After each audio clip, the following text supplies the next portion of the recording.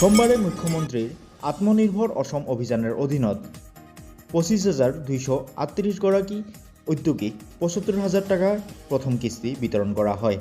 যুৱক যুৱতীগুলার সবলীকরণ আর স্বাবলম্বী অসমের লক্ষ্য নিয়া এই পদক্ষেপ। অভিনেতা মিথুন চক্রবর্তী দাদা সাহেব ফালকে বঁটা সামাজিক মাধ্যম যোগে জানাইল তথ্য আর সম্প্রচার মন্ত্রী অশ্বিনী বৈষ্ণৱ। 4 অক্টোবর থাকি রাজ্যত কার্যক্রম হইবে 39টা করি সমজিলা 39খান মহকুমাক এলা থাকি কওয়া হইবে সমজিলা। ইমার থাকিবে নিজা কার্যালয়। গুজরাটত জব্দ 1,60,00,000 টাকার ভুয়া মুদ্রাত মহাত্মা গান্ধীর জায়গাত অনুপম খেরের ছবি। দুর্গাপূজার পোস্টার অসমিয়াত লেখার আদেশের বিরোধিতা সুস্মিতা দেবের।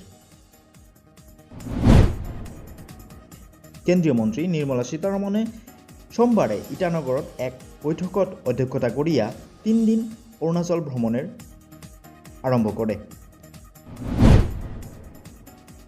অবৈধ অনুপ্রবেশের বিরুদ্ধে যুঁজাৰ জন্য দেশজোৰা এনআরসির প্রয়োজন। অসমত 20% ওপৰত পৰিসৰৰ প্রয়োজন আছে বুলিয়া মুখ্যমন্ত্রী হিমন্ত বিশ্ব শর্মাই কয়।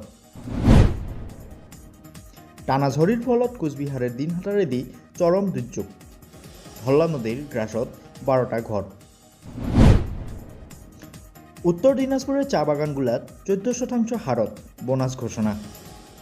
চোপড়া সহ উত্তর দিনাজপুর জেলার প্রায় 100 একরের উপরত বড় চা বাগানগুলাত পূজার বোনাস ঘোষণা করা হল সোমবারে। আন্তঃরাষ্ট্রীয় ফুটবল থাকি রিটায়ার ঘোষণা ফ্রান্সের বিশ্বকাপ বিজয়ী ফুটবলার অ্যান্টোয়ান গ্রিজম্যান।